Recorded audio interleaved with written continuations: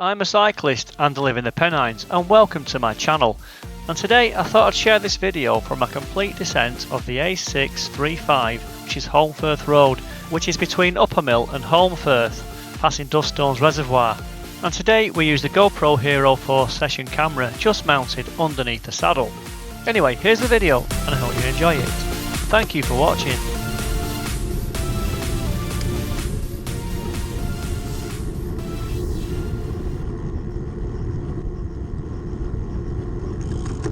So here we are now on the summit of this very long descent, and there were three of us out today, and I'm the one just in shot there with the yellow high-vis socks and shoes on. And on this plateau section we're around the 1600 feet above sea level mark, so we're pretty high up. And for those of you who watch my channel, we filmed this back in July where we cycled to a cafe in Glossop.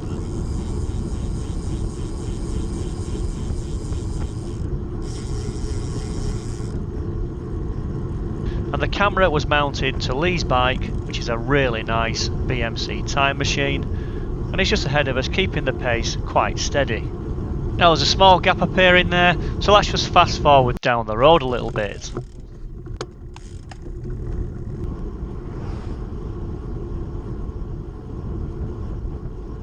And here we are now, all riding together, and I've got Andy just over my right shoulder. And at this stage here, we will all be riding on the big ring on the front, which will be around 50 teeth, maybe 52 if you're on a semi-compact. And just looking at the playback here, we have left Lee on the front for quite some time. No one's taking goes or doing rotations on the front because there's no need. We're not racing and we're not actually trying to go flat out or full gas. And there I am, just tucking in slightly. If you look behind now, the road does start to drop a little bit. We've got chevrons on the road, and you can see how far back the road goes towards the horizon. And we will start to naturally accelerate.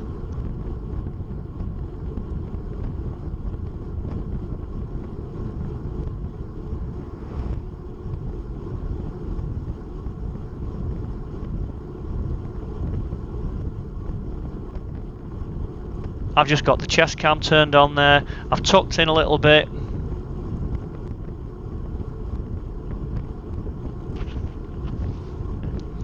So I'd be thinking now, it's time to go and do a bit on the front and help Lee out. So a quick look over my shoulder, yes, it's safe to go. And let's put some power through the pedals and go to the front. And looking at that, Andy is a couple of bike lengths off, so he too will have to put a bit of a spurt on just to get on the back of the wheel, because the pace will start to get quick down here.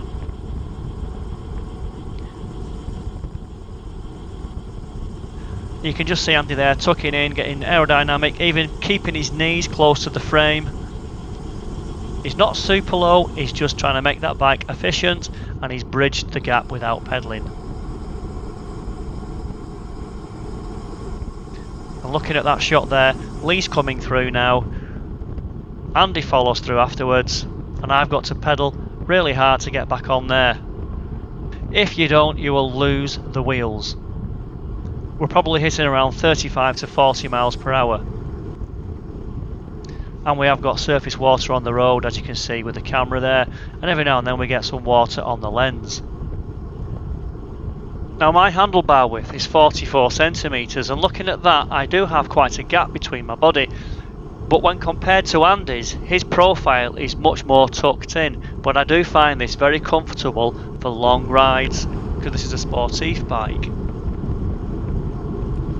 So now I've done my bit on the back, I've actually recovered, it's time to contribute again. I look over my shoulder and it's safe to go, and here I am just coming through again. Every time you do this, it takes a big effort just to break through all that moving air to get onto the front. So let's just skip forward briefly. Obviously I'm on the front here, and then Lee comes right through and then goes onto the front again himself, just to keep the pace ticking along nicely. And looking at my cadence there, I'm pushing a nice big gear pretty fast. And we'll be cruising around 40 miles per hour here.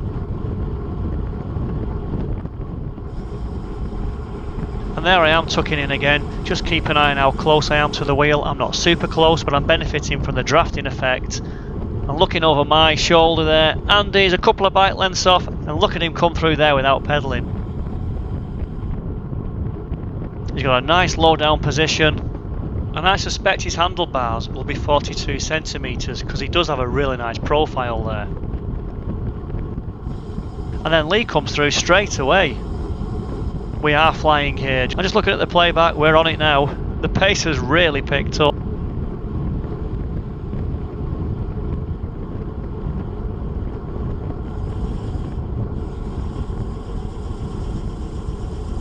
You can hear Lee's pedalling stroke, and then all of a sudden you can hear him stop. He's freewheeling, probably getting his breath back, and then that gives Andy a chance to tuck in. And again, look at that for drafting. He just comes through quite effortlessly, and then I follow through to do my bit as well to contribute. And we've got some traffic behind us, and we've got to be mindful of the vehicle behind us, but I think at these speeds it won't be able to pass us. And again, just moving forward further down the road, Lee's coming through, and Andy was taking the lead on this section. And we've got a bit of a gap there, a couple of bike lengths or so. So I decided to come through because we can't allow that to get any bigger. There we are, we're freewheeling, and we're now back together. This is a long, long descent, and when you're travelling at these speeds, cutting through the air takes a lot of power, a lot of working together.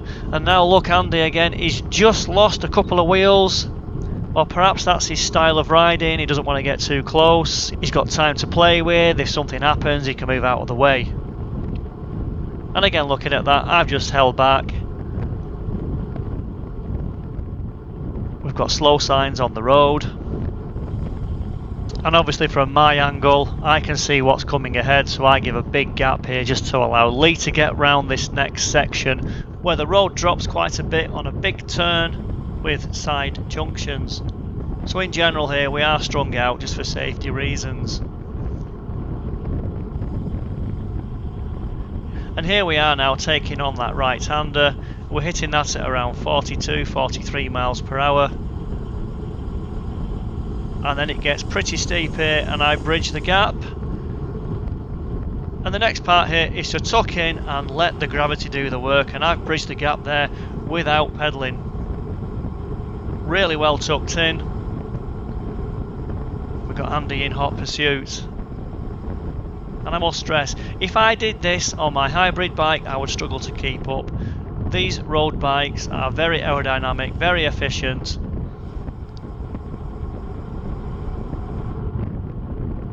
And there was Lee just coming through on the inside.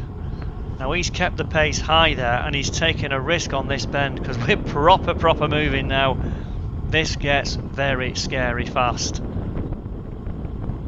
He's opened up a gap there. And again, I will always stress, we're not racing, but at this pace, if anything goes wrong, we all know we've had it. But look at that gap, that's about 80 or 90 yards. I think I've had to come through there. I don't think Andy's been able to keep up. Them markings on the road sure do look pretty quick when you come by. And then we're approaching a residential area where we'll have to take caution. We've got cars parked up. In fact, I think at one point on this descent there was a car on a side road about to pull out.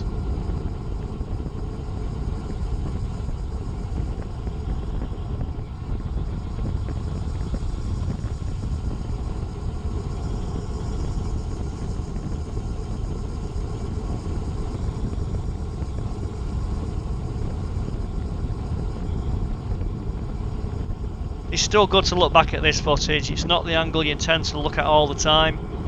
I'll probably use these more for sort of bridging shots, gap filling shots. There's that car. And at them speeds, whoa. And he might not have much time to see us. Just look at Andy's signal there. He's pointing out the parked car, that red one. And we're always trying to communicate with each other when we've got traffic or grids or things on the road that could cause us a problem.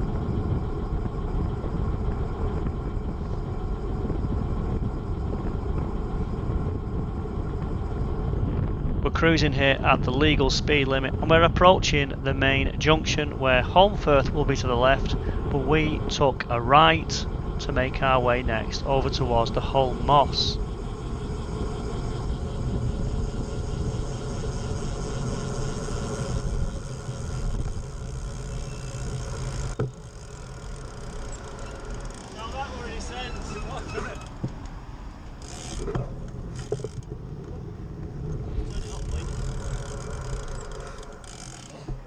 So that was the descent of the A635, which is Holmfirth Road, or better known as Greenfield Road, and we descended 5.85 miles in under 12 minutes, which is 4 minutes behind the fastest time down this section.